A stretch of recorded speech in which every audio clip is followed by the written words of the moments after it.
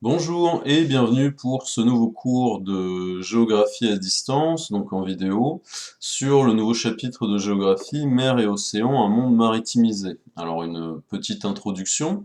Donc qu'est-ce qu'on va voir dans ce chapitre? On va voir en gros comment est-ce que le commerce maritime s'organise dans le monde, comment est-ce que cela transforme les espaces et notamment les littoraux. Pourquoi est-ce que les littoraux et plus largement les mers et les océans sont des espaces importants aujourd'hui? Et encore une fois, comme souvent en géographie, les conséquences que les activités humaines ont, comme je le disais, sur les différents territoires. Donc, avant de démarrer, je rappelle à nouveau comment ça fonctionne. Je traite l'intégralité du chapitre en vidéo, mais vous avez une semaine pour travailler ce dernier. Donc, je vous dirai à certains moments de faire une pause et d'y revenir le lendemain. De la même façon, comme d'habitude, en démarrant la vidéo, vous devez avoir à proximité votre manuel, vous devez avoir un cahier ou une feuille de brouillon, et de quoi écrire. Alors, on va démarrer, donc on va commencer par un grand 1, mer et océan, des espaces centraux pour les échanges mondiaux, donc les échanges, on parle évidemment du commerce. On va commencer par un grand A, une étude de cas, comme souvent en géographie, CGM, pardon, une grande compagnie maritime. On va prendre l'activité page 83, donc je vous montre à quoi ça ressemble. D'ailleurs, c'est page 283, excusez-moi. Alors, vous allez pouvoir démarrer tout de suite au brouillon en faisant ces questions-là. Alors, c'est pas la peine de faire la 6, mais vous pouvez faire les 5 premières questions au brouillon, donc en vous aidant des documents. Mettez la vidéo en pause, vous faites tout ça le plus sérieusement possible, et dès que vous avez terminé, vous remettez la vidéo en lecture, et je vous donne donc des explications avant de passer à retenir le schéma classique. Donc, à partir de maintenant, je pars du principe que vous avez travaillé vous-même ces documents au brouillon. Moi, je vais simplement vous donner la correction. Donc on y va, présenter le navire Bougainville, la compagnie, les dimensions, les capacités, etc. Donc pour ça, il fallait regarder les documents 1 et 3. Donc, le Bougainville, c'est ce navire. On voit que c'est un porte-conteneur. Donc un conteneur, qu'est-ce que c'est? C'est une grande boîte métallique standardisée, c'est-à-dire qu'il y a toujours en fait ça a toujours la même taille. Bon, il existe différentes tailles, mais globalement c'est standardisé. Et ces conteneurs servent à transporter des marchandises diverses et variées. Alors pourquoi est-ce que le conteneur est aujourd'hui très très largement utilisé dans le commerce maritime? Bah, tout simplement puisqu'en fait on n'a pas à décharger, c'est-à-dire qu'en gros on va charger les marchandises une fois dans le conteneur, et une fois que les marchandises sont à l'intérieur, on a juste à déplacer le conteneur. Donc comme je le disais, une fois le conteneur chargé, on va pouvoir, au moyen d'une grue, le placer sur un train pour transporter la marchandise, ou sur un camion, ou les deux, donc ça évite à chaque fois d'avoir à décharger, recharger la marchandise en permanence, donc c'est un gain de temps et un gain d'argent, puisqu'on économise la main-d'œuvre pour faire tout ça. Donc je répète une dernière fois de façon simplifiée, le conteneur est aujourd'hui très largement utilisé pour le commerce mondial, puisque à la sortie de l'usine, je schématise mais c'est pour que vous compreniez, à la sortie de l'usine, on va charger une fois les marchandises dans un conteneur. Ensuite, le conteneur va être placé sur un camion qui va aller jusqu'à un port si le produit doit être exporté. Ensuite, avec une grue, on va placer le conteneur et des milliers d'autres sur un très grand navire qui s'appelle un porte-conteneur comme celui-là. Le navire va aller dans un autre port, peut-être à l'autre bout du monde. Une fois arrivé, il va pouvoir être placé sur un train, aller au milieu du pays. Une fois arrivé à la gare proche de son lieu de destination, il va à nouveau être placé sur un camion qui va pouvoir livrer le produit. Donc ça évite à chaque fois de devoir décharger le bateau avec tous les cartons de produits, recharger un camion, décharger le camion, charger dans un wagon de train, etc. Là, on a juste à prendre le conteneur et le placer à l'endroit qui nous intéresse. Donc, c'est évidemment très pratique. On en revient donc à notre porte-conteneur, maintenant qu'on sait un petit peu plus ce qu'il transporte, donc le Bougainville. Donc pour le présenter, c'est un navire de la compagnie maritime CMA-CGM, donc qui est une compagnie française. Donc le bateau fait 54 mètres de large pour 398 de long. Alors on ne se rend pas forcément compte de ce que c'est, mais vous avez un document ici qui vous aide un petit peu à vous rendre compte du gigantisme de ce navire. Donc vous voyez qu'on peut rentrer dans le Bougainville, le porte-avions Charles de Gaulle, plusieurs Airbus, l'Arc de Triomphe carrément, et vous avez donc pour l'échelle une Renault Clio, pour vous indiquer en fait, voilà, vous avez vraiment la taille de la voiture, pour mieux vous rendre compte du gigantisme. Donc, ce qu'on va pouvoir noter pour la première question, donc encore une fois, vous, c'est pas forcément la peine de prendre la correction à l'écrit, puisque vous avez tout sur le fichier que je vous ai envoyé sur le NT. Donc le Bougainville est un navire porte-conteneurs, inauguré en 2015, il est énorme, 398 mètres de long et 54 mètres de large. Il appartient à la compagnie de transport maritime CMA-CGM, peut embarquer un équipage de 26 personnes et peut transporter 18 000 conteneurs, ce qui, encore une fois, est énorme. Je reviens juste, puisque ça sera un mot de vocabulaire, sur ce que c'est qu'une compagnie de transport maritime. C'est tout simplement une société qui est spécialisée dans le transport de conteneurs, dans le transport de marchandises pour le commerce international. Document 4. Quels sont les ports, océans et passages stratégiques, on va expliquer ce que c'est, empruntés par le Bougainville au cours de son trajet. Alors, on prend le document 4, et vous avez ici le trajet qu'effectue donc notre bateau de référence, le Bougainville, à travers le monde. Donc, on voit déjà que c'est un trajet qui fait 77 jours aller-retour, ce qui est très long. Vous avez le trajet donc aller et le trajet retour. Donc, on va y aller petit à petit. Donc pour le trajet aller, on voit qu'il part de Hambourg, ici. Donc Hambourg, c'est en Allemagne. On voit qu'il s'arrête à différents ports. Donc à chaque fois que vous avez un petit carré rouge, c'est un port qui est desservi. Donc à chaque fois, il va y avoir une étape dans ces différents ports. Le navire va décharger certains conteneurs et en récupérer d'autres qui vont plus loin. Ensuite, le bateau va passer par un premier passage stratégique, donc qui est le détroit de Gibraltar, il va s'arrêter ici à Tanger.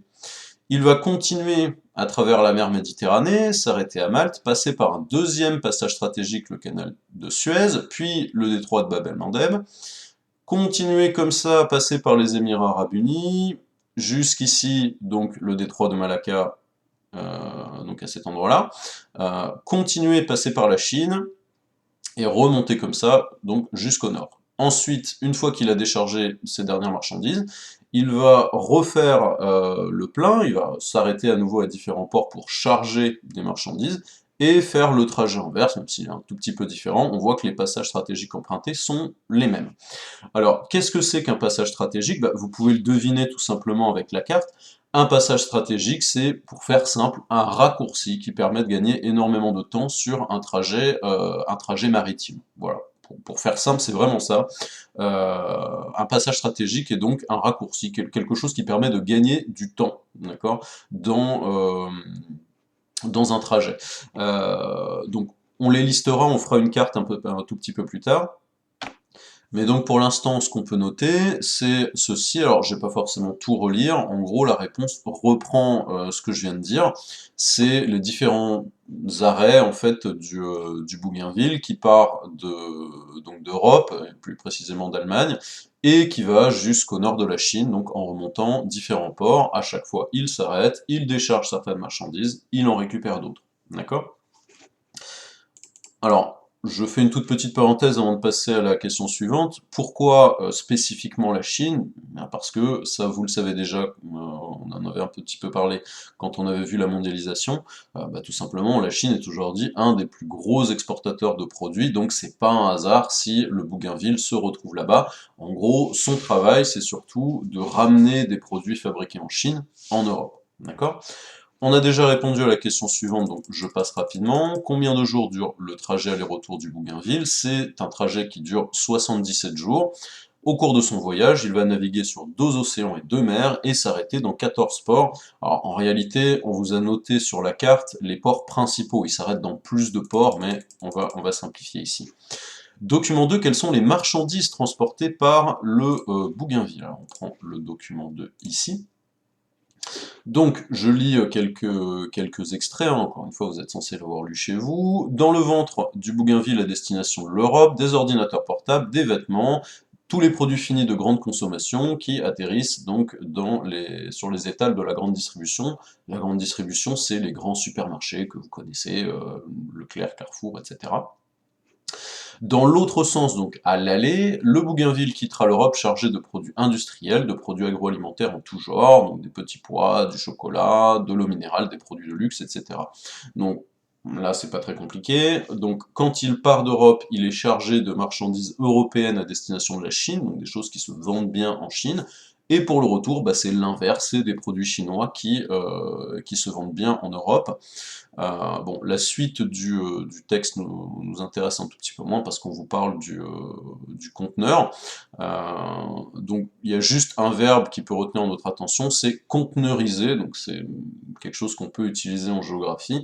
On va parler de conteneurisation des échanges, puisque, bah, comme je vous le disais en introduction, tout se passe aujourd'hui par des conteneurs en fait. Toute marchandise en fait qui transite d'un pays à l'autre, à 99%, va être transportée par conteneur, donc c'est vraiment quelque chose de très important. On repasse donc ici. Le Bougainville ramène en Europe des ordinateurs portables, des vêtements et d'autres produits de grande consommation qui sont fabriqués en Chine. Dans l'autre sens, donc sur le trajet retour, il emporte des produits qui se vendent bien donc en Asie, des légumes en boîte, du chocolat, des produits de luxe, etc. Pour la question 5, j'ai déjà répondu également, donc je me permets d'aller assez vite ici. Comment voyagent ces marchandises? Ben, on l'a déjà largement expliqué, elles voyagent dans des conteneurs. Il s'agit de grandes boîtes en métal de 30 mètres carrés environ. Alors, dans la réalité, il y a quelques variations du conteneur, mais il faut quand même que ça soit standardisé pour qu'on puisse les empiler. Standardisé, ça veut dire qu'il faut que tous les conteneurs soient identiques. L'avantage, je vous l'expliquais, c'est que les conteneurs peuvent être facilement chargés sur des bateaux, des camions, des trains. On n'a pas besoin à chaque fois de décharger et recharger les marchandises, ce qui prend énormément de temps et d'argent, puisqu'il faut bien payer la main-d'œuvre. Il est donc inutile de les vider entre chaque moyen de transport. Une fois sorti du bateau, on peut charger directement le conteneur sur un camion ou un train, etc. Alors, on va passer à une autre activité, donc l'activité page 285. Donc là voilà, l'activité page 285, donc elle va nous permettre d'en savoir un petit peu plus donc sur la façon dont se déroule le commerce mondial, mais toujours en étudiant la même compagnie, à savoir CMA-CGM. Alors, je fais une toute petite parenthèse ici, il existe plusieurs autres compagnies donc de transport maritime. CMA-CGM n'est qu'un exemple, mais il y en a plein d'autres, Evergreen, etc. Donc, même mode de fonctionnement, vous allez pouvoir mettre la vidéo en pause et faire les questions au brouillon. Encore une fois, s'il vous plaît, faites-le sérieusement. Je ne vous demande pas de recopier après les à retenir, etc. Donc, normalement, vous avez le temps. Ne vous contentez pas d'écouter la vidéo et que je vous donne juste directement les informations. Pour bien retenir, il faut que vous fassiez le travail par vous-même. Donc, mettez la vidéo en pause et vous pouvez faire ces questions-là au brouillon. Donc, vous faites la 1, vous voyez qu'elle est divisée en plusieurs parties, et jusqu'à la 5. Donc je vous attends un petit peu, et dès que vous avez terminé ce travail, vous remettez la vidéo en lecture. Voilà, donc encore une fois, je pars du principe que vous avez fait le travail chez vous. Je reprends donc. Donc, quelle est la particularité de la projection de ce planisphère, c'est-à-dire celui-là? Donc, vous devez remarquer qu'il y a quelque chose dont vous n'avez pas forcément l'habitude. Vous voyez la forme des continents ici. On en avait déjà un petit peu parlé en classe à l'oral. Donc il s'agit d'une projection ici polaire, c'est-à-dire, encore une fois, le monde étant un globe, pour faire un planisphère, c'est comme si on déroulait, on aplatissait en fait ce globe sur une surface plane. Mais il y a plusieurs façons de faire ça. En fonction de l'endroit où on choisit de couper pour dérouler en fait le globe, ça va nous donner ce qu'on appelle des projections différentes en géographie. Ici, c'est ce qu'on appelle une projection polaire. Donc, pour la première question, je passe rapidement. Ce planisphère est une projection polaire. On attaque la question 1b, où se situe la principale ligne régulière de la compagnie CMA-CGM, précisez le nom des océans et des passages stratégiques. Alors, la ligne régulière, c'est-à-dire la route maritime qui est la plus empruntée, qui est la plus utilisée par les navires de la compagnie CMA-CGM. Alors, même chose, on va partir du début. Donc, on voit la principale ligne régulière, c'est le trait épais bleu ici. Donc, on voit qu'il y a des passages par l'Europe, donc notamment avec les grands ports européens que sont Rotterdam et l'Europe. On a un premier passage stratégique ici, le détroit de Gibraltar, un passage par la mer Méditerranée, ensuite le canal de Suez, passage stratégique, le détroit de Bab-el-Mandeb, donc passage stratégique. On remonte jusqu'à l'Asie, en passant évidemment par la Chine, qui produit énormément de produits d'exportation. Ensuite, on va remonter jusqu'à l'Amérique du Nord. Alors, pourquoi cette route? Si on se pose 30 secondes pour réfléchir, on a donc une route maritime qui passe par l'Europe, la Chine, l'Amérique du Nord. On voit qu'elle passe également par le Japon. Alors, ces trois grands pôles, normalement, ça doit vous dire quelque chose. Europe, Amérique du Nord, Asie du Sud-Est, c'est tout simplement les trois principaux pôles du commerce mondial.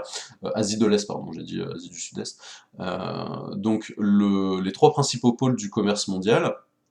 Et donc c'est ce qu'on appelle la triade, la principale route maritime mondiale relie les grands pôles du commerce mondial, les pays qui sont souvent riches et développés et qui vont faire énormément de commerce. Donc, on avance un petit peu. La principale ligne régulière de la compagnie CMA-CGM part des grands ports européens, va passer par l'océan Atlantique puis le détroit de Gibraltar, traverser la mer Méditerranée puis le canal de Suez jusqu'à l'océan Indien.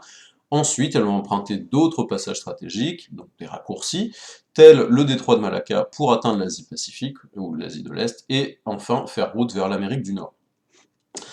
Pourquoi cette route en particulier? Eh bien, les principales régions qui sont desservies par cette compagnie sont l'Europe, l'Asie de l'Est et l'Amérique du Nord. Ces trois régions sont ce qu'on appelle la triade, ça doit normalement vous rappeler quelques petits souvenirs, et ces trois régions sont les plus dynamiques et les mieux intégrées à l'économie mondiale. C'est-à-dire que la triade, c'est les principales régions du monde, si vous voulez, qui organisent la mondialisation, qui sont les plus dynamiques en termes de commerce international. Quelle route maritime cette projection permet-elle de mettre en évidence? On a déjà globalement répondu. Cette projection met en évidence la route maritime la plus importante à l'échelle mondiale, celle qui relie les trois pôles de la triade et qui va donc concentrer la majorité des échanges mondiaux, c'est-à-dire que une très très large partie de tous les produits qui sont transportés dans le monde vont passer par cette route spécifique, encore une fois, donc celle que vous avez en gras, enfin en gras, avec le trait épais bleu que vous avez ici. On passe au document 1, montrer que CMA-CGM, donc encore une fois cette compagnie maritime, dispose d'une très grande capacité de transport. Alors, on y va. Vous avez ici un document qui vous présente la compagnie maritime CMA-CGM, je rappelle ici rapidement, c'est donc une société spécialisée dans le transport de produits à l'échelle mondiale. Donc c'est la troisième compagnie maritime du monde. Encore une fois, il y en a plusieurs. China Shipping, qui est spécialisé dans l'exportation de produits chinois, Evergreen, Maersk, etc. On ne va pas toutes les citer. Donc, la CMA-CGM, celle qui nous intéresse, c'est 471 navires qui circulent sur plus de 200 routes maritimes mondiales. Donc, 471 navires, tous ne sont pas aussi gros et aussi énormes que le Bougainville, mais ça vous donne une idée de la capacité en fait de transport de cette compagnie. 14 porte-conteneurs géants. Alors, un porte-conteneur géant, c'est un porte-conteneur qui peut transporter plus de 12 700 conteneurs. Donc, c'est vraiment un énorme bateau, tel le Bougainville. J'avance un petit peu, 13 millions de conteneurs transportés en 2015, et donc différentes filiales pour que, une fois arrivés dans les différents pays, les conteneurs puissent continuer à être transportés sur terre, donc avec des camions, des trains, et sur voie fluviale, c'est-à-dire en remontant différents fleuves, la Garonne, la Seine, sur des barges de transport qui peuvent, elles également, transporter des conteneurs. Donc, la compagnie CMA-CGM dispose de 471 navires, 14 porte-conteneurs géants, ces navires circulent sur plus de 200 routes maritimes mondiales, donc encore une fois, c'est pour montrer qu'elle dispose d'une énorme capacité de transport, et comme je vous le disais, ce n'est pas la seule, c'est la troisième en fait plus grande compagnie maritime du monde. Donc imaginez, si on additionne les différentes compagnies maritimes, le volume de conteneurs qu'on peut transporter par jour, c'est des dizaines, voire des centaines de milliers de conteneurs qui transitent tous les jours sur les routes maritimes. Document 3, qu'est-ce qu'un hub et quel est l'intérêt du hub de Malte? Alors on prend le document 3. Vous avez ici donc représenté sur la carte un hub, alors on vous laisse un tout petit peu deviner ce que c'est par vous-même. Alors un hub en géographie, c'est un espace, un endroit si vous préférez, qui permet en fait d'en atteindre d'autres rapidement. D'accord? Donc si vous regardez bien, le hub de Malte, donc qui est situé sur l'île de Malte, donc au milieu de la mer Méditerranée, permet de rejoindre facilement différents autres ports. D'accord? Pourquoi est-ce que ce hub est important? Tout simplement par sa position stratégique en plein cœur de la Méditerranée, il permet de rejoindre d'autres ports très rapidement. Donc un hub est un port qui redistribue les marchandises sur des routes maritimes mondiales. Donc, encore une fois, pour dire la chose plus simplement, un hub, c'est un endroit qui permet d'accéder facilement à d'autres. D'accord? Le hub de Malte permet par exemple de redistribuer des marchandises tout autour de la mer Méditerranée. On en a terminé avec cette étude de cas. On va maintenant passer au grand B, la maritimisation de l'économie. Alors, là, ce n'est pas la peine pour le moment de faire les questions au brouillon, on va les prendre ensemble comme on fait parfois en classe. Vous avez déjà fait les questions précédentes au brouillon, donc là, écoutez juste les explications. On va retomber sur des choses qu'on a déjà expliquées. Alors, je reviens juste sur le mot maritimisation de l'économie, on l'expliquera après pour le retenir, mais je l'aurais déjà dit ici, vous l'entendrez deux fois. Le mot maritimisation veut dire tout simplement que l'économie mondiale aujourd'hui passe à plus de 90% par la mer, c'est-à-dire que quand il y a des produits qui sont transportés à différents endroits du monde, il y a 9 chances sur 10 pour qu'ils aient été transportés par bateau, donc par voie maritime. Alors, on prend les documents 2, 4 et 5, page 91, on va se poser les questions suivantes. Comment a évolué le commerce maritime depuis 1960? Comment l'expliquer? Et qu'est-ce qu'on a réalisé comme aménagement pour faciliter le commerce maritime? Donc, on y va, on prend la page 291 du manuel. Alors, on va commencer par ce document-là. Donc, comment a évolué le trafic maritime mondial? On voit donc ici qu'on a le total des marchandises chargées en milliards de tonnes. Donc on était à un petit peu moins de 3 milliards de tonnes de marchandises en 1970. Et en 2014, donc vous voyez que ça n'a eu de cesse d'augmenter, on est à quasiment 10 milliards de tonnes de marchandises chargées. Donc le trafic maritime mondial a augmenté très rapidement. La question qu'on peut se poser maintenant, c'est comment est-ce qu'on peut expliquer cet état de fait? Comment expliquer qu'on a eu une courbe comme ça, avec de plus en plus de marchandises transportées par bateau?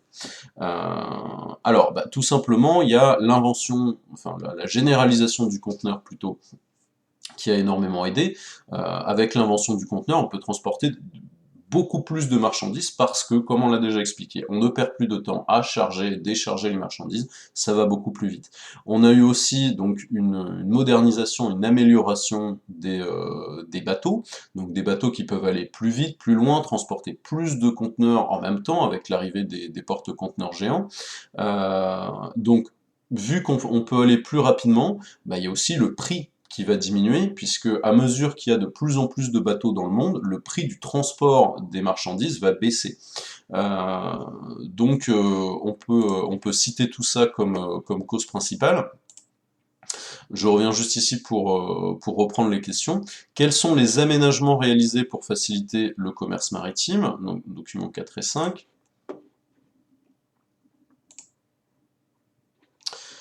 Donc, Là, cette fois-ci, je le lis puisque vous ne l'avez pas forcément fait chez vous. Donc, jamais autant de marchandises n'ont été acheminées par la voie maritime. Un peu plus de 9 milliards de tonnes en 2012 contre 1 milliard en 1960 et 550 millions en 1950. Les mers et les océans offrent un espace de circulation d'exception, bien plus aisé que l'espace terrestre.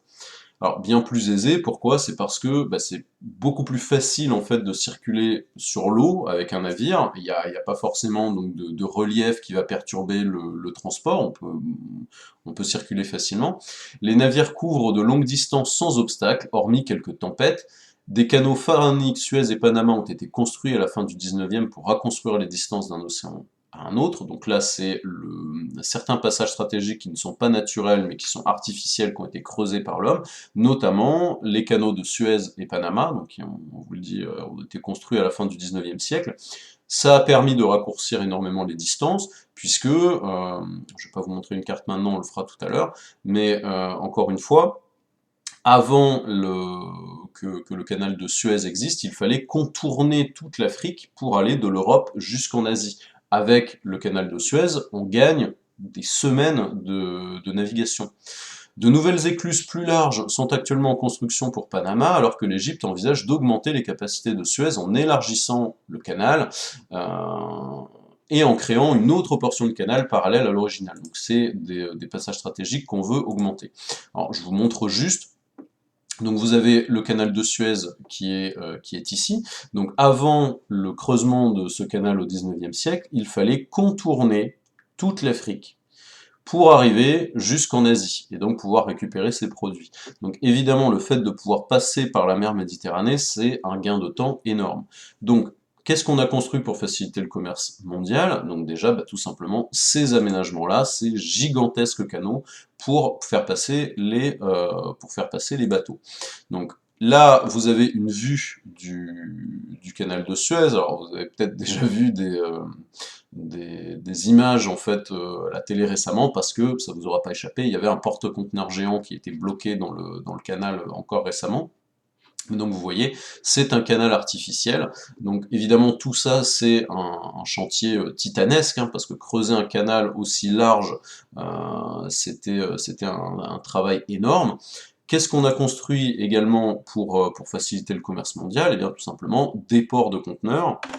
Donc pour vous montrer un petit peu à quoi ça ressemble, voici une photo donc, du port de Yangshan à Shanghai. Alors je ne l'ai pas choisi au hasard, c'est un des plus grands du monde. Mais donc on a construit de gigantesques ports comme ça sur les littoraux. Donc vous voyez, vous avez des grues ici pour décharger les bateaux, et tous ces conteneurs ici qui sont stockés en attendant donc soit d'être exportés, soit d'aller plus loin en fait dans l'arrière-pays pour atterrir dans leur destination finale. Donc évidemment, ce qui nous intéresse en géographie, on en reparlera par la suite, c'est l'impact de cette activité humaine, qui est donc le commerce maritime, sur les espaces dont on parle.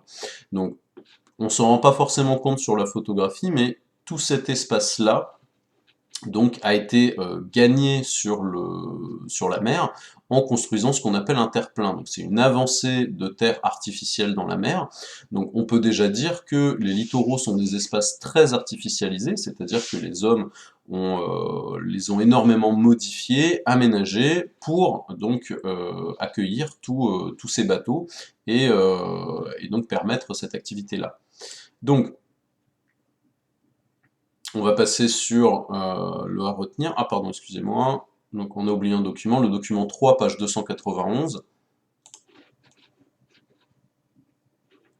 Voilà, on y était tout à l'heure, sauf que j'avais oublié de parler des câbles. Donc là, vous avez donc une carte qui vous montre les principaux câbles sous-marins dans le monde. Alors prenez 30 secondes pour réfléchir à votre avis, pourquoi est-ce que les continents sont reliés par des câbles sous-marins? C'est tout simplement pour les télécommunications et Internet. Donc pour faire passer en fait les appels téléphoniques et les liaisons Internet, on a également énormément de câbles qui sont enterrés, qui reposent au fond de l'océan. Donc ceci étant fait, on peut enfin avancer. Donc, l'explication due à retenir. Les mers et océans représentent 71% de la surface de la Terre et communiquent les uns avec les autres, donc vu qu'on a cette communication-là et qu'il n'y a pas d'obstacle, pas de relief, etc., c'est forcément la meilleure façon de communiquer entre les différentes régions du monde, ce qui explique pourquoi les océans et les mers sont si importants pour le commerce, et ce depuis l'Antiquité et même avant. Depuis les années 1960, les échanges maritimes sont en constante augmentation. Aujourd'hui, plus de 80% des échanges de marchandises se font par la mer. C'est ce qu'on appelle, donc on en parlait tout à l'heure, la maritimisation de l'économie. Donc le fait que l'énorme majorité du volume de marchandises transportées passe par les mers et les océans. Les grandes compagnies de transport maritime, donc comme l'exemple qu'on a vu, CMA CGM ou Maersk ou China Shipping et d'autres, sont des acteurs importants de ces échanges. Ces compagnies possèdent des navires de plus en plus grands et spécialisés, notamment les porte-conteneurs, qui permettent de transporter facilement des marchandises diverses. Alors, on met voire question, puisque vous êtes censé savoir expliquer ce que c'est qu'un conteneur et pourquoi c'est pratique. Mais ça, on l'a déjà dit. Ces navires empruntent de grandes routes maritimes qui passent par des passages stratégiques. Donc un passage stratégique, on l'a déjà expliqué, c'est un raccourci pour aller plus rapidement d'un point A à un point B. Et les principales routes maritimes vont, là aussi on l'a déjà vu avec les questions, relier les trois pôles de la triade, c'est-à-dire les grands pôles, les points les plus importants de l'économie mondiale. Donc quels sont ces trois points importants? L'Amérique du Nord, l'Europe de l'Ouest et l'Asie de l'Est. Donc je répète une dernière fois parce que ça c'est important. Euh, les trois principales régions, parce que ce ne sont pas des pays mais des régions qui participent le plus à la mondialisation et font le plus d'échanges à l'échelle mondiale, c'est l'Amérique du Nord, l'Europe de l'Ouest et l'Asie de l'Est, et cet ensemble-là on l'appelle la triade. D'accord? En dessous, vous avez donc les définitions importantes pour se retenir. Une compagnie de transport maritime, c'est donc une société spécialisée dans le transport de marchandises par bateau à travers le monde, on l'a déjà dit. Une route maritime, c'est tout simplement un trajet emprunté par des navires de commerce. Et un passage stratégique, c'est un raccourci, naturel ou artificiel, entre deux océans ou deux mers, qui permet d'aller beaucoup plus rapidement d'un endroit à un autre, et donc de gagner beaucoup plus de temps sur le trajet. D'accord ? Euh, on passe au grand C des espaces aménagés. Alors, vous voyez qu'on a déjà fait deux études, enfin deux activités, on a déjà fait un gros à retenir, il y a déjà pas mal de choses. Donc, n'hésitez pas à faire une pause à cet endroit-là. Vous notez l'endroit où vous en êtes sur la vidéo, vous reviendrez demain ou après-demain. Faites une pause, ne voyez pas tout en même temps, sinon ça fait beaucoup trop à assimiler. D'accord? Donc moi je continue, mais je considère que vous avez fait une pause. Allez, on passe au grand C, les façades maritimes des espaces aménagés, on a déjà un tout petit peu vu ça. Donc, on va prendre la page 289. Qu'est-ce qu'une façade maritime? Quels sont les aménagements réalisés? Et comment sont-elles reliées à leurs arrière-pays? Alors à nouveau, pour ces documents-là, c'est pas forcément nécessaire de faire le travail au brouillon. On va prendre les documents ensemble, je vais vous donner les explications. Donc on y va, on prend la page 289 et on va donc répondre à une question très importante, puisque ce mot de vocabulaire vous servira longtemps. Qu'est-ce que c'est qu'une façade maritime? Alors on a ici un exemple de façade maritime, celle d'Asie-Pacifique. Donc on va essayer de comprendre ensemble de quoi il s'agit, donc essayer de réfléchir en même temps. Donc, vous avez ici donc des différents ports, donc avec leur importance, plus le carré bleu est important, plus il y a de millions de tonnes de marchandises qui transitent ici chaque année. Et vous avez ici les principales routes, enfin une des principales routes maritimes mondiales, donc on voit bien que cette route maritime mondiale passe par cet endroit-là. Alors, tout simplement, une façade maritime, c'est pas très compliqué, c'est un littoral qui concentre beaucoup de ports importants. Donc on voit ici qu'en Asie-Pacifique, on a des grands ports très importants. Donc on a les ports japonais, les ports coréens, les ports chinois et également ceux de Taïwan qui sont sur cette façade-là et donc qui vont permettre d'importer ou d'exporter un certain nombre de produits. Donc je répète une dernière fois, une façade maritime, c'est un littoral qui concentre beaucoup de grands ports très importants. D'accord? Alors, on va voir un petit peu comment ces façades maritimes sont aménagées. Donc, On a ici donc un texte de 2015 donc, qui nous parle de l'aménagement du port de Shanghai. En 2004 débute à Shanghai l'activité du port de Yangshan, c'est celui que je vous ai présenté en photo tout à l'heure. Situé au large, c'est un port en eau profonde capable d'accueillir les plus grands porte-conteneurs du monde. Qu'est-ce que ça veut dire un port en eau profonde? Ça veut dire que la profondeur en fait, de l'eau est très importante à côté du port, de façon à pouvoir accueillir des énormes bateaux qui s'enfoncent évidemment profondément sous l'eau. Plus le bateau est grand, plus sa coque s'enfonce profondément sous l'eau, et donc il faut un port très profond pour permettre de l'accueillir. Le port de Shanghai permet d'accueillir les porte-conteneurs géants. Prenant appui sur des îles, les terminaux ont été construits sur des terre-pleins pour dégager à la fois les kilomètres de quais nécessaires à l'accueil des navires, mais aussi les surfaces de terminaux pour le stockage des conteneurs. Alors, je l'ai expliqué, mais très rapidement tout à l'heure. Donc, qu'est-ce que c'est qu'un terre-plein? Donc, si vous regardez à nouveau ce document-là, regardez bien ici, vous voyez qu'on a un tracé de côte très rectiligne, géométrique. On voit assez facilement que c'est pas quelque chose de naturel. La nature produit assez peu en fait de lignes droites. La plupart du temps, c'est des courbes ou voilà. Donc toute cette partie-là, comme je vous le disais tout à l'heure, a été gagnée sur la mer. C'est ce qu'on appelle un terre-plein, une avancée artificielle en fait de terre, enfin plutôt de béton, hein, sur la mer. Donc en gros, on a comblé tout cet endroit-là avec des gravats, des rochers, différents matériaux, avant de passer une couche de béton et de goudron, de façon à gagner de l'espace sur la mer pour pouvoir donc créer un plus grand port. Donc je passe sur les grues, tous les entrepôts, etc. que j'ai expliqué tout à l'heure, je reviens au texte. Plus de 25 millions de conteneurs peuvent être manutentionnés, donc déplacés chaque année dans ce port. Il est relié à un pont routier de 32 km à la terre ferme. Avec le port de Ningbo, Shanghai devrait rapidement s'affirmer comme le premier ensemble portuaire de la façade maritime asiatique, donc le port le plus important de la façade maritime.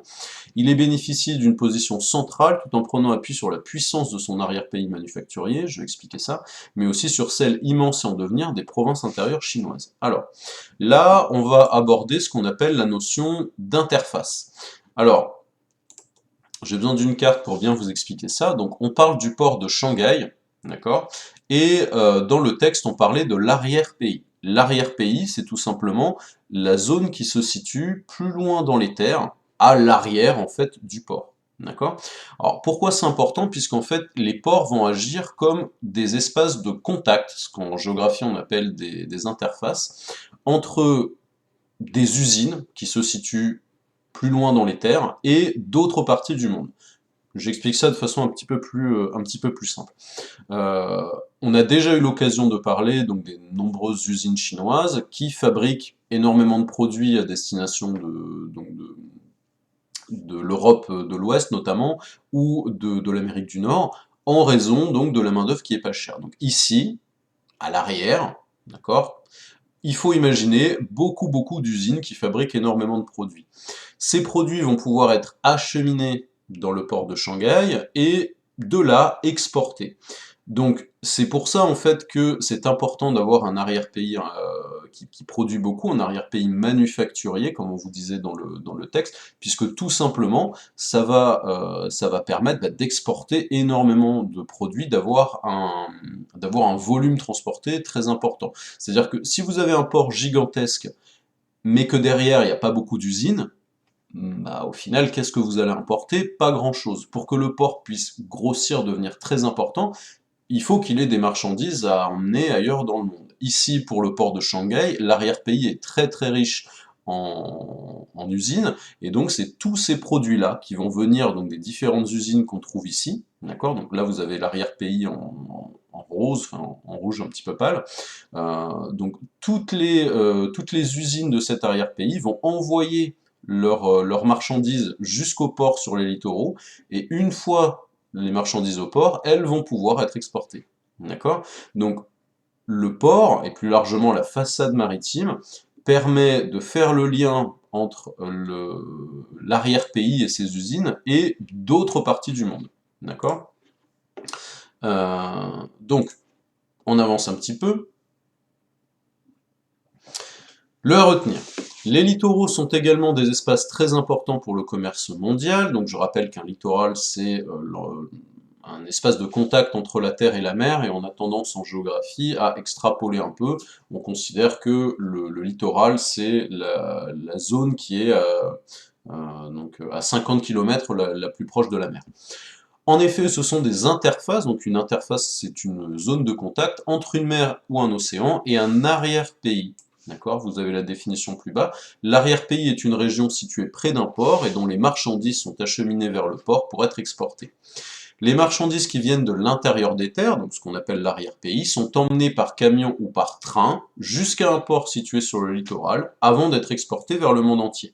On l'a déjà expliqué, mais ce passage-là, d'accord, le passage en fait des usines de l'arrière-pays jusqu'au port est facilité par le conteneur. On charge une fois à la sortie de l'usine les conteneurs qui sont transportés par train ou par bateau, et ensuite on a juste avec une grue à le charger directement sur les bateaux, et les bateaux peuvent partir. Ces ports se transforment et s'agrandissent sans cesse pour s'adapter aux navires de plus en plus volumineux et nombreux. Ainsi, de nouvelles installations en eau profonde sont construites pour accueillir les gros bateaux. J'ai déjà expliqué, les énormes bateaux ont besoin d'un port très très profond pour les accueillir. Donc dans beaucoup de ports mondiaux, on est sans cesse en train de creuser de plus en plus profond pour accueillir ces bateaux de plus en plus gigantesques.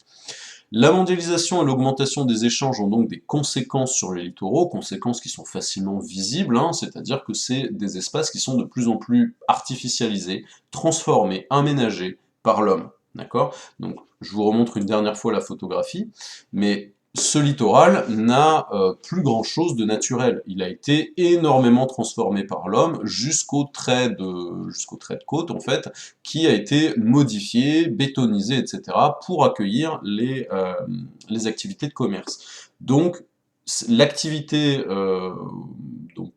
du commerce mondial, et plus largement la mondialisation, transforme les littoraux. Donc c'est vraiment cette idée-là qu'il faut retenir ici.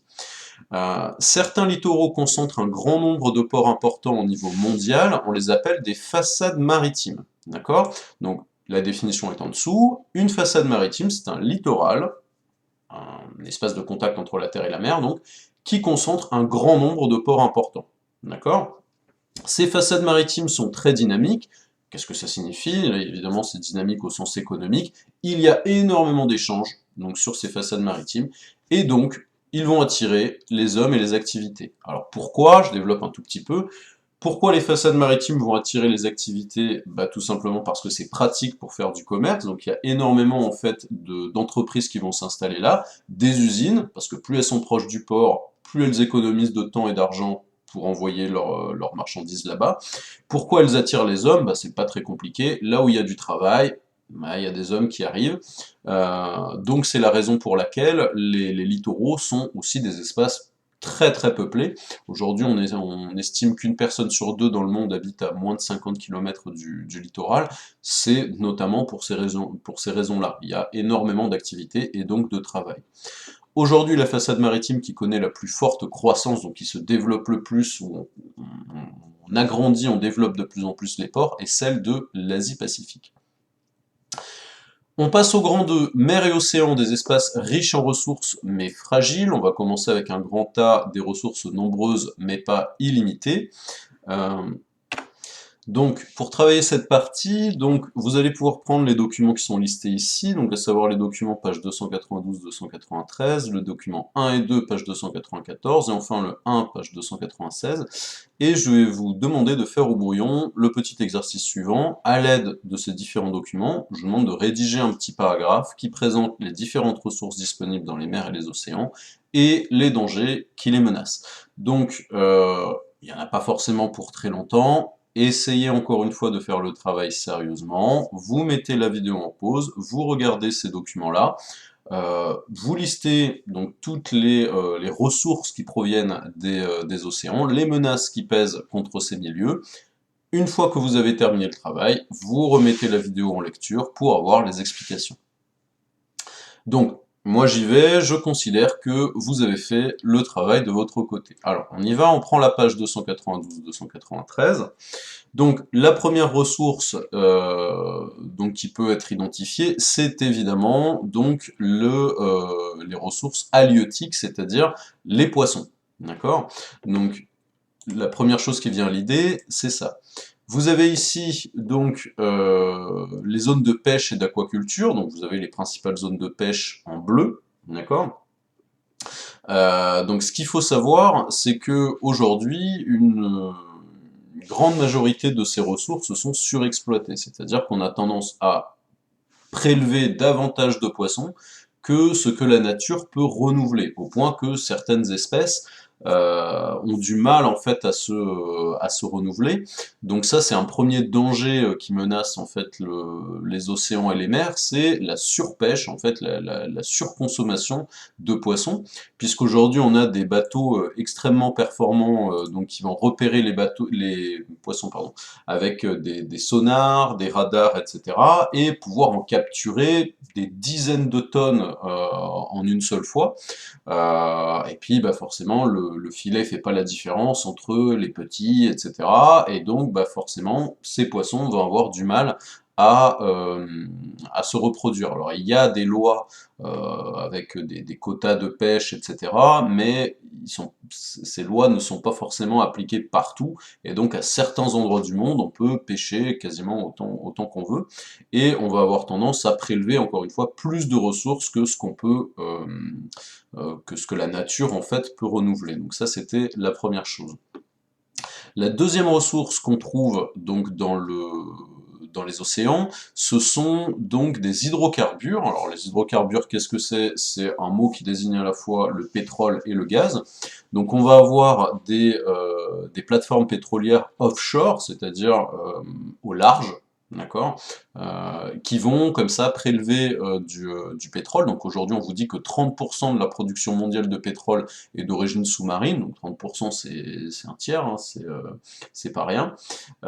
Donc cette ressource, elle va souvent être synonyme de conflit, puisque les différents pays vont vouloir se les approprier. Alors ça, je ne rentre pas trop dans les détails, parce que c'est la partie suivante où on va notamment parler des ZEE. Donc je n'explique pas encore, mais on retient que beaucoup de pays vont vouloir s'approprier les ressources donc, qui sont au large. Donc, on a ces ressources-là.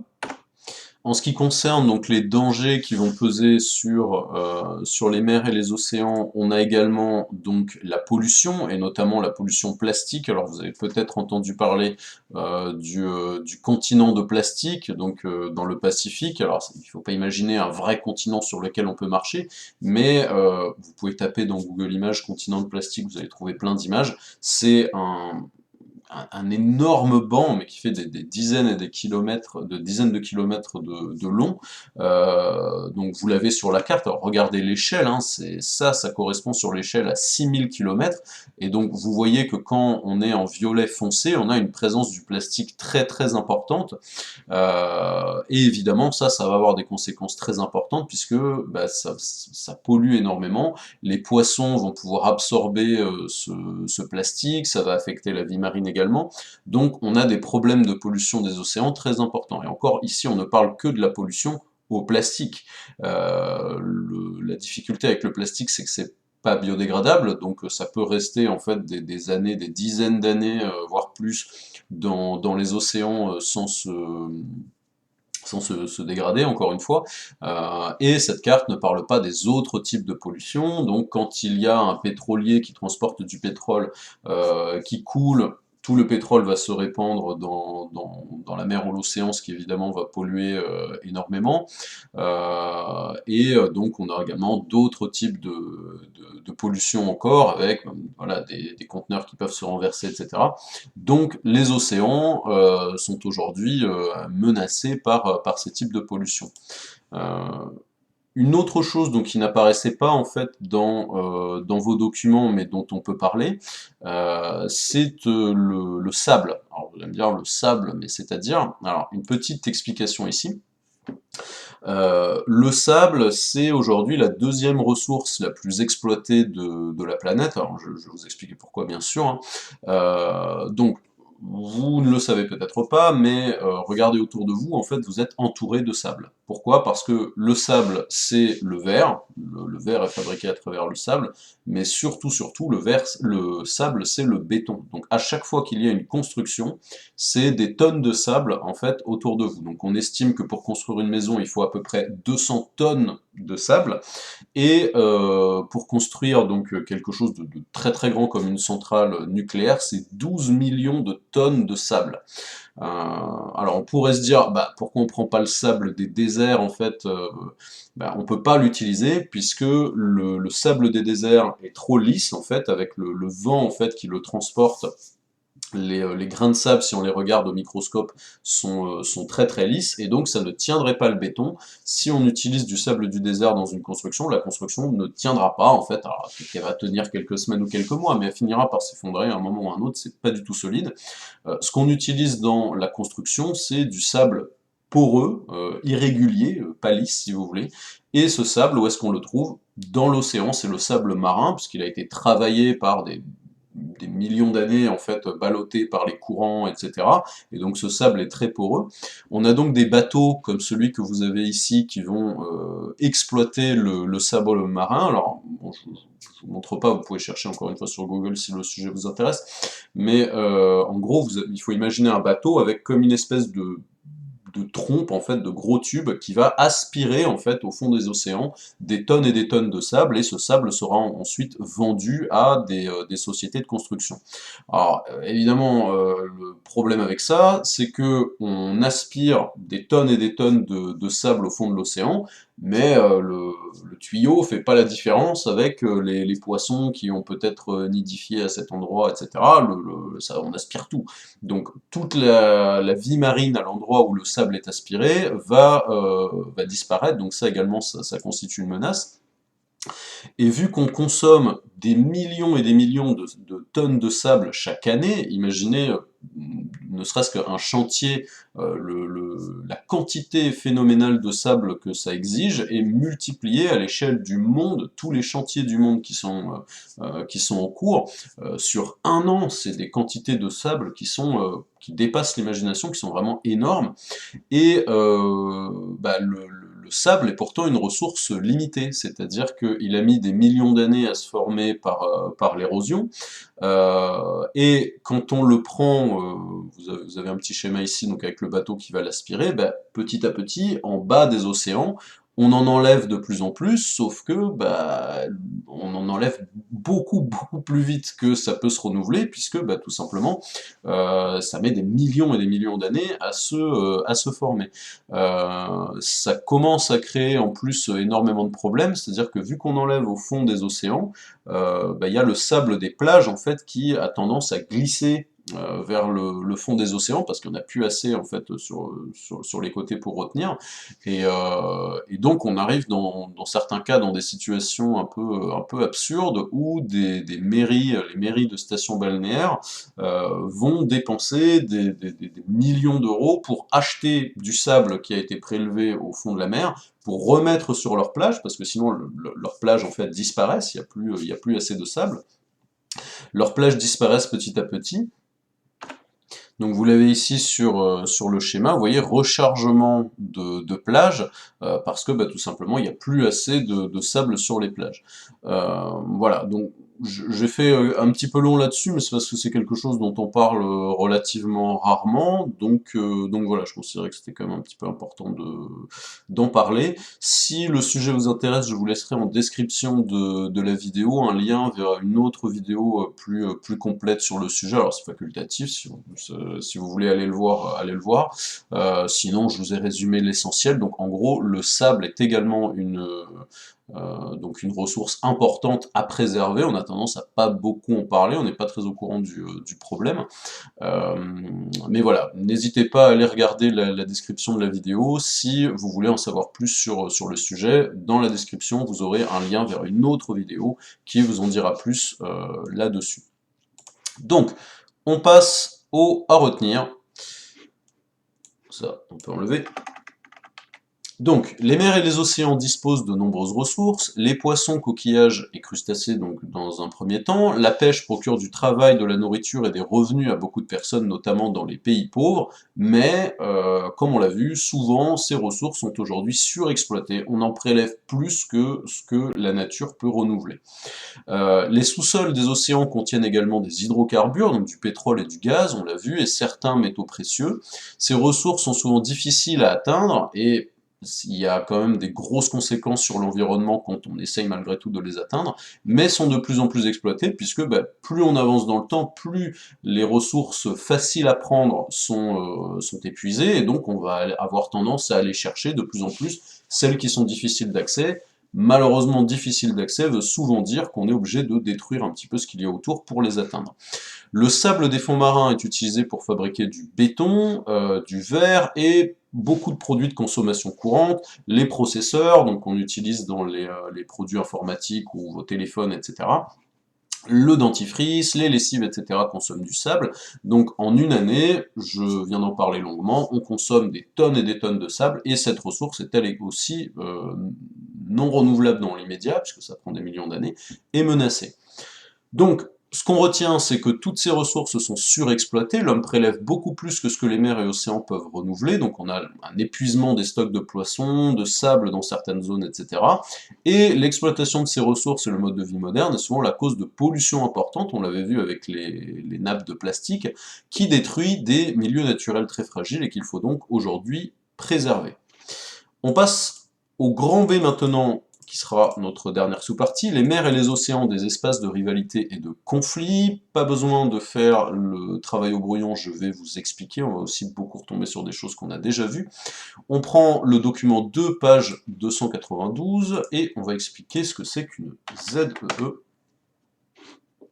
Donc, on revient sur le document qu'on avait abordé tout à l'heure, quand je vous expliquais que beaucoup de pays, en fait, vont se battre, parfois au sens propre, pour l'exploitation des ressources, donc dans les mers et les océans.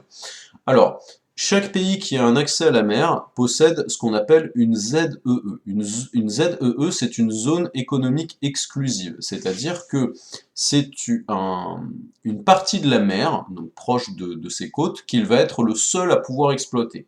J'explique simplement, vous avez ici la ZEE du Nigeria, d'accord? Dans cette zone-là, la zone de la ZEE du Nigeria, tout ce qui se trouve dans l'océan appartient au Nigeria. Tous les poissons ne peuvent être exploités que par le Nigeria. S'il y a du pétrole, c'est un pétrole qui appartient au Nigeria. S'il y a des métaux précieux, ça appartient au Nigeria. Le sable appartient au Nigeria, etc. D'accord? Il y a d'autres zones qui existent, qui sont des zones d'exploitation commune, donc c'est-à-dire là, en gros, les ressources sont à tout le monde. Les pays en fait qui désirent aller les chercher peuvent s'en emparer sans problème. Mais donc ce qui va être important, c'est que souvent, les pays vont contester les limites de leurs ZEE. Pourquoi? Tout simplement pour s'assurer davantage de ressources, notamment si il y a donc des ressources précieuses comme notamment des hydrocarbures. Donc ça va engendrer des conflits parfois importants, on pense que ça va pas aller en s'arrangeant, puisque comme je vous le disais tout à l'heure, au fur et à mesure en fait que les ressources ont tendance à s'épuiser, on va chercher de plus en plus dans les endroits où elles étaient auparavant difficilement accessibles, et donc on n'est pas au bout donc des contestations de ZEE pour avoir de plus en plus pour que les pays donc puissent s'accaparer de plus en plus de ressources. Donc on passe sur ce document-là, donc le 2, page 296, donc pour mieux vous expliquer à nouveau ce que c'est qu'une ZEE, donc là ici il faut imaginer un pays, vous avez donc la Terre et ensuite la mer et l'océan. Vous voyez qu'une ZEE, c'est une zone de 370 km, donc au large du pays, qui est, comme je le disais tout à l'heure, l'exploitation exclusive de l'État, c'est-à-dire que tout ce qui se trouve ici appartient au pays. Plus loin, on a les eaux internationales qui sont partagées entre États. D'accord? Donc là, c'était juste pour vous montrer de façon plus visuelle ce que j'expliquais tout à l'heure. Un pays, les 370 km les plus proches de sa côte sont à lui. Tout ce qui se trouve à cet endroit-là, c'est lui qui a uniquement le droit de l'exploiter. Et tout ce qui se trouve au-delà, c'est à l'ensemble des pays du monde. Ça peut être exploité par à peu près n'importe quel État. Alors ça, on y viendra après. On passe dans un premier temps au à retenir. Donc ici, le plus important, c'est vraiment de bien comprendre ce que c'est qu'une ZEE. Donc chaque État disposant d'un accès à la mer ou à l'océan peut exploiter les ressources de sa ZEE, donc zone économique exclusive, mais ce qu'il faut surtout retenir, c'est que c'est une zone de 370 km à partir de la côte. Et à l'intérieur de cette zone-là, tous les produits, enfin toutes les ressources qui se trouvent là appartiennent uniquement aux pays possédant la ZEE.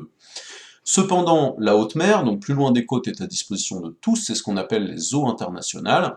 Malgré cela, de nombreux conflits opposent les différents pays pour le contrôle et l'exploitation des espaces maritimes, donc c'est ce qu'on a dit, il y a souvent des contestations en fait des frontières de la ZEE par les différents pays côtiers, parce que chacun souhaite s'accaparer davantage de ressources. Les espaces maritimes sont également un enjeu maritime important, alors ça on en avait un petit peu parlé dans d'autres chapitres, notamment en histoire. Contrôler militairement les océans permet d'asseoir, donc de renforcer la puissance de son pays, et de protéger ses intérêts et les routes commerciales. Plus on a en fait de kilomètres de côtes et de bases militaires sur ces côtes, plus on est un pays important à l'échelle mondiale, puisque on va pouvoir contrôler les routes commerciales, et donc être un pays influent. Les puissances navales, donc c'est-à-dire les pays qui ont les marines de guerre, donc les bateaux de guerre si vous voulez, les plus importants, sont aujourd'hui les États-Unis, la Chine, la Russie, la France, l'Angleterre et l'Australie. Et donc il y a un renforcement, notamment au niveau de la Chine, de la marine, en raison de ces donc de cette importance stratégique des océans. Au fur et à mesure qu'on a une maritimisation de l'économie, ce qui est déjà le cas à plus de 80-90%, plus le fait de contrôler militairement les côtes et les routes maritimes est important, et donc plus les pays renforcent leur marine de guerre. On passe maintenant à la carte de synthèse, donc page 299. Donc, c'est cette page-là. Normalement, vous avez été destinataire donc, sur le NT de ce croquis donc en version PDF. Donc, ce que je vais vous demander, c'est d'essayer de le compléter par vous-même, d'accord? Donc, ce croquis se veut, comme souvent à la fin des chapitres de géographie, donc un résumé visuel de tout ce qu'on a pu dire. Donc, même chose, vous pouvez mettre la vidéo en pause, travailler avec votre manuel, donc page 299. Alors, si vous n'avez pas la possibilité d'imprimer la carte, je suis conscient que ça va être un petit peu compliqué pour vous. Dans ces cas-là, je vous enverrai de toute façon le corriger directement, je vais le commenter d'ailleurs dans un instant. Mais si vous avez la possibilité d'imprimer la carte, c'est important de vous entraîner à ce type d'exercice que vous pourrez avoir l'année prochaine au brevet, c'est-à-dire de compléter une carte dont la plupart des figurés sont déjà indiqués, d'accord? En gros, avec vos connaissances, vous êtes censé deviner à quoi correspond chaque type de figuré. D'accord? Donc vous avez toutes les informations qui sont ici pour bien compléter votre carte. Si vous avez la possibilité d'imprimer, faites ce travail sérieusement, essayez de vous entraîner à faire le croquis de vous-même. De toute façon, vous aurez la correction. Vous avez toutes les indications, page 298-299, pour réaliser ce croquis par vous-même. D'accord? Donc, mettez la vidéo en pause. Si vous avez la possibilité d'imprimer, essayez de le faire de vous-même. Moi, je vous retrouve dans un instant donc pour commenter la correction.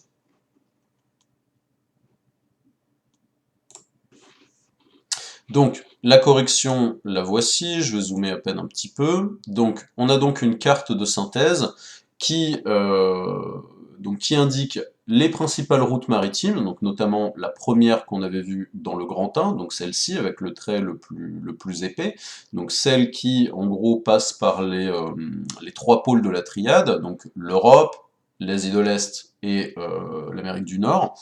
On a les principaux ports de commerce mondial, les façades maritimes. Donc, je rappelle rapidement, les façades maritimes, c'est les littoraux qui concentrent les ports les plus importants à l'échelle mondiale. On a également les passages maritimes stratégiques les plus importants, donc le canal de Panama, le détroit de Gibraltar, pardon, le canal de Suez et le détroit de Malacca. Attention, il faudra être capable de les situer sur une carte. Et enfin, donc, vous avez donc ce qui correspond à notre grand 2 dans le cours, les principales ressources qui sont représentées sur la carte. Donc en bleu, plus foncé, les principales zones de pêche, les hydrocarbures offshore, donc ça veut dire au large, donc dans les océans, les tensions liées aux frontières maritimes pour la possession de ces ressources, donc ça c'était la partie sur la ZEE, et enfin les principales puissances navales, donc les pays qui ont les marines de guerre les plus puissantes, qui sont représentés en rouge sur la carte.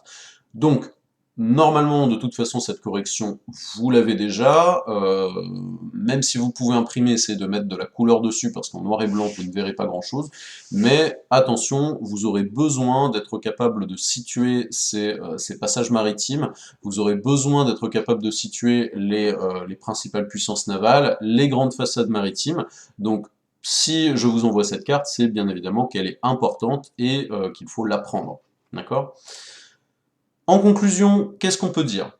Les mers et les océans sont aujourd'hui des espaces indispensables au commerce mondial, on a vu pourquoi, puisque tout simplement la mer est la façon la plus rapide et la plus pratique de faire des échanges au niveau mondial. Ce sont également des espaces riches en ressources, mais qui ont tendance à être surexploités, donc que ce soit les poissons, les hydrocarbures, le sable, etc., etc.